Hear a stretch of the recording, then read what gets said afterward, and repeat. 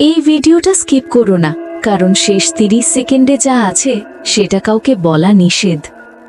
99% মানুষ এই গল্প শেষ করতে পারে না। তুমি পারবে তো? একাই শুনছ? বড় ভুল করছো। হেডফোন লাগাও, ভয়টা তখনই শুরু হবে। যদি ভয় পাও, কমেন্টে শুধু ভয় লাগছে লিখে যাও। একাই ভয় পেলে লাভ নেই, বন্ধুদের পাঠাও, ওদেরও ভয় দেখাও। এখনই সাবস্ক্রাইব না করলে পরের গল্পটা তোমার জন্য নয়। রাত 2:43, ঘরের সব লাইট বন্ধ, শুধু মোবাইলের নীল আলোটা মেঘলার মুখে পড়ছে। বাইরে হালকা বৃষ্টি, জানালার কাছে টুকটাপ শব্দ। মেঘলা ঢাকার একটা প্রাইভেট ইউনিভার্সিটির ছাত্রী, সোশ্যাল মিডিয়ায় বেশ অ্যাক্টিভ। রাতে দেরি করে জেগে থাকা তার অভ্যেস।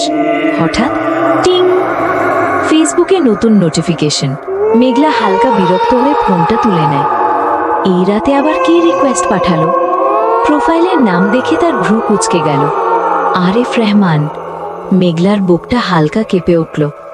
অসম্ভব, এই নামটা সে ভুলে যায়নি, কখনোই না। অতীত 3 বছর আগে আরিফ ছিল মেঘলার খুব কাছের বন্ধু, না তার চেয়েও বেশি কিছু। একই স্কুলে পড়তো তারা। আরিফ সবসময় চুপচাপ, কিন্তু মেঘলার জন্য সবকিছু করতে পারত। একদিন হঠাৎ একটা ভয়ঙ্কর সড়ক দুর্ঘটনা, আরিফ মারা যায়। সেই দিনটা মেঘলা কখনো ভুলতে পারেনি। শেষবার যখন কথা হয়েছিল, আরিফ বলেছিল, তুমি যদি কখনো আমাকে ভুলে যাও, আমি ফিরে আসব। মেঘলা সেটা মজা ভেবেছিল, কিন্তু আজ বর্তমান। মেঘলা কাপা হাতে প্রোফাইলটা খুলল। প্রোফাইল পিকচার আরিফের পুরনো ছবি, কাভার ফটো একটা ফাঁকা রাস্তা, রাতের অন্ধকার। কিন্তু সবচেয়ে ভয়ঙ্কর বিষয়টা ছিল, না, এটা কেউ ফেক আইডি খুলেছে। নিজেকে বোঝানোর চেষ্টা করল সে। হঠাৎ মেসেজ আসলো, আরিফ রহমান, তুমি কি আমাকে মনে রেখেছ? মেঘলার গলা শুকিয়ে গেল। সে ফোনটা নামিয়ে রাখল। না, আমি রিপ্লাই দেব না। কিন্তু কিছু একটা তাকে বাধ্য করছিল। সে আবার ফোনটা তুলে নিল। টাইপিং, কে তুমি? কয়েক সেকেন্ড চুপচাপ, তারপর রিপ্লাই, তুমি কি সত্যি আমাকে ভুলে গেছো মেঘলা? এইবার মেঘলার শরীর ঠান্ডা হয়ে গেল। এটা কেউ প্র্যাঙ্ক করছে। কিন্তু একটা জিনিস সে বুঝতে পারছিল, এই মানুষটা শুধু নাম জানে না, সে মেঘলা নামটা যেভাবে বলল, সেটা ঠিক আরিফের মতো। অস্বাভাবিকতা শুরু। বাইরে বৃষ্টি হঠাৎ জোরে শুরু হলো। লাইট হালকা ফ্লিকার করল। মেঘলা আবার মেসেজ করল, তুমি যদি আরিফ হও, প্রমাণ দাও। কিছুক্ষণ কোনো রিপ্লাই নেই। তারপর, তুমি কি এখনো সেই লাল ডায়েরিটা লুকিয়ে রেখেছ? মেঘলার বুক ধক করে উঠল। এই ডায়েরির কথা পৃথিবীতে কেউ জানে না, শুধু আরিফ জানত। ভয়ঙ্কর মোড়। হঠাৎ ঘরের দরজাটা নিজে থেকেই কি শব্দ করে একটু খুলে গেল। মেঘলা জমে গেল।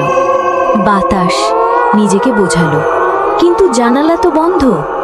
মোবাইল আবার ভাইব্রেট করল। আমি এখন তোমার খুব কাছে। মেঘলা ধীরে ধীরে ঘুরে দরজার দিকে তাকালো। কেউ নেই, কিন্তু দরজার নিচ দিয়ে কালো একটা ছায়া যেন নড়ল। Video call. হঠাৎ incoming video call. Arif Rahman. মেঘলার হাত কাঁপছে। রিসিভ করব, কিছু একটা তাকে বলছে না, কিন্তু কৌতূহল, সে রিসিভ করল। স্ক্রিনে প্রথমে কিছুই দেখা গেল না, শুধু অন্ধকার। তারপর ধীরে ধীরে একটা মুখ ভেসে উঠল, ভাঙা, রক্তাক্ত, চোখ দুটো ফাঁকা। আরিফ, কিন্তু সেটা মানুষ না। ভয়ঙ্কর সত্য।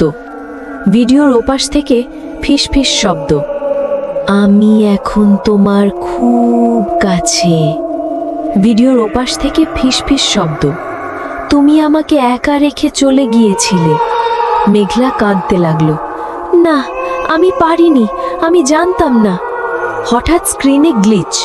আরিফের মুখ আরো বিকৃত হয়ে গেল।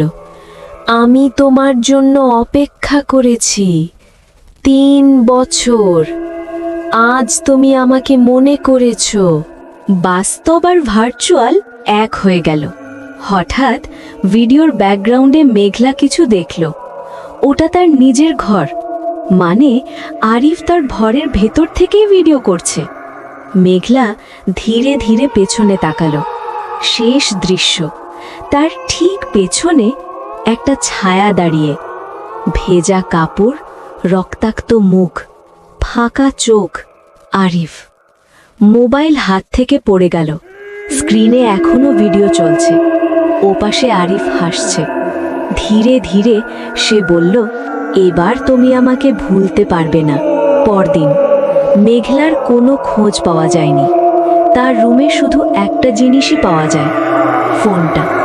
স্ক্রিনের শেষ মেসেজ, কিন্তু গল্প এখানেই শেষ না। কয়েকদিন পর আরেকজন মেয়ে রাত 2:43 একটা নোটিফিকেশন পেল, you have one friend request. নাম মেঘলা আহমেদ। প্রোফাইল খুলতে একটা মেসেজ, তুমি কি আমাকে মনে রেখেছ?